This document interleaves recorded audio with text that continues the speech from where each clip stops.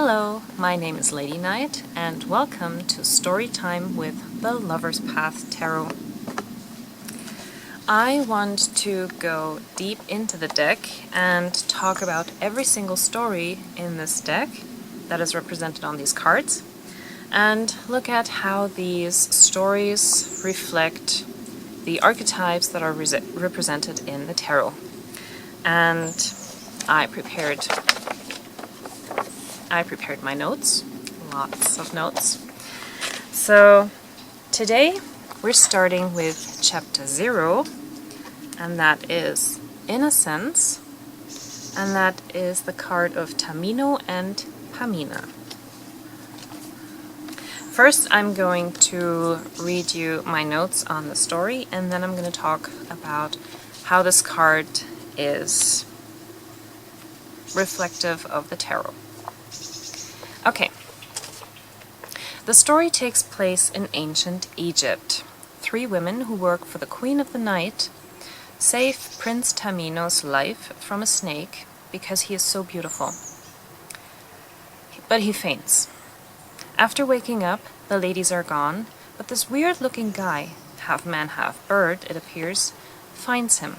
It is Papageno, the bird catcher, who then claims that he killed the snake. But the 3 ladies quickly reappear to set the record straight, and they come bearing gifts. A picture of the beautiful Princess Pamina, the daughter of the Queen of the Night. They tell him that the evil priest Sarastro has kidnapped her, and the Queen wants him to bring her daughter back. And to sweeten the deal, of course, Tamino will get Pamina's hand in marriage as a reward. Like the hero he wishes he was, he accepts, making Papageno his sidekick in the process. To help him on his journey, he is given a magic flute that can work miracles without going into details, of course. Papageno is given a silver Glockenspiel, a bell chime, that also seems to have some kind of magical powers. And off they go. Meanwhile, Pamina is held prisoner by Sarastro's, assistant manager, Monostatos, trying to put his hands where they don't belong. And just in time, the cavalry arrives. They scare away Monostatos and promise to save the princess. The hero and the damsel in distress are smitten with each other right away. Tamino vows to fight the evil Sarastro using his magic flute, which apparently also tames wild animals. So the sidekick escapes with the princess, and the hero wants to battle the bad guy. But Monostatos manages to capture Papageno and Pamina again, taking them to his master. There she admits to Sarastro that they wanted to flee, but more because the creepy dude couldn't keep his hands to himself. And just as Sarastro decides to let them go, Tamino shows up, and the 2 lovebirds fall in love for good. And in order to prove to Sarastro that they deserve the gift of love, the 2 lovers are supposed to put it to the test. The first test is maturity. Tamino and Papageno have to tell 3 priests in the temple what they're actually looking for. Tamino says friendship and love, and even death could not scare him away. Good answer from Tamino. Papageno got scared and barely passed. Tamino's second test is to stay silent. Meanwhile, Papageno is presented with his female counterpart, Papagena, but that story seems to be a bit tricky as well, because he has to earn her, because Sarastro has saved her specifically for him.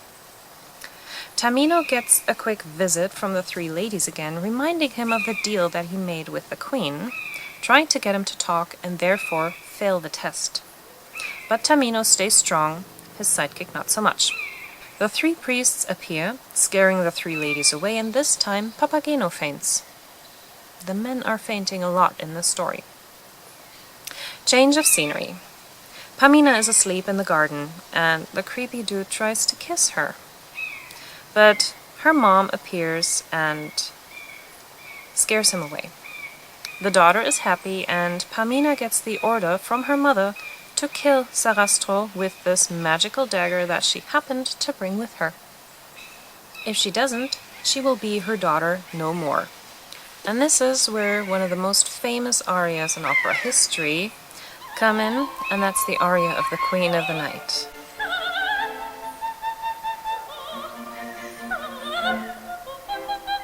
Yeah, that one.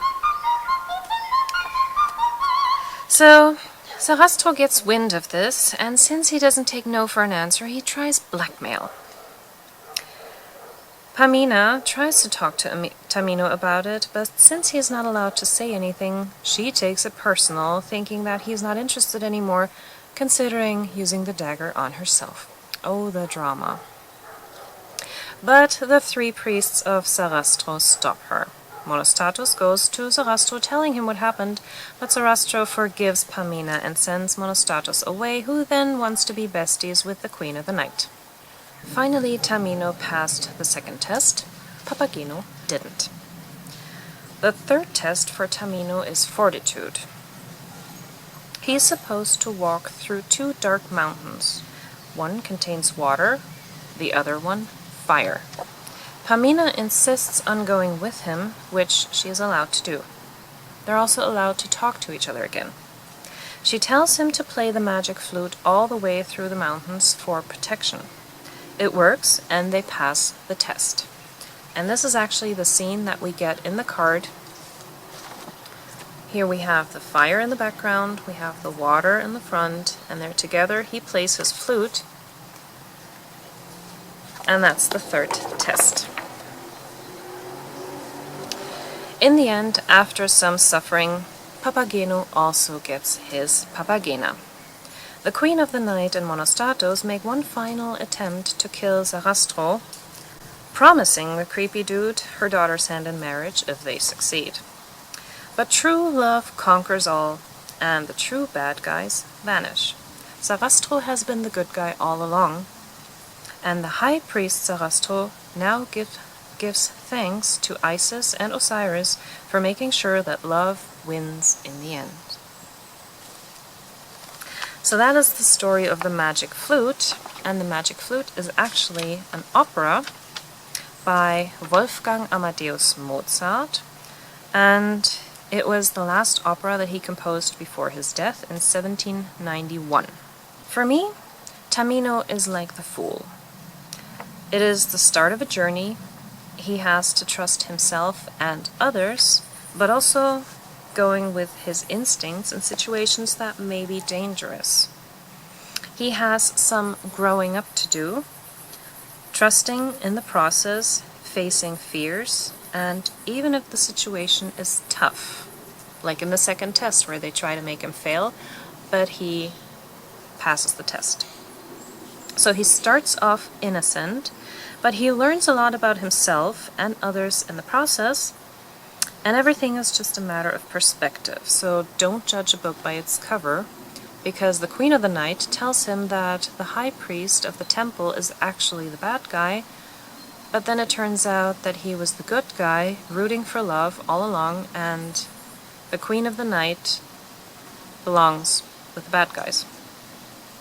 So make your own experiences. Don't just take another person's word for it. Look for the truth yourself.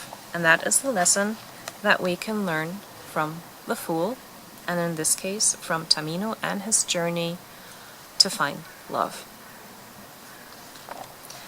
Thank you for watching, and next time we will be talking about Merlin and Vivian. See you then. Bye!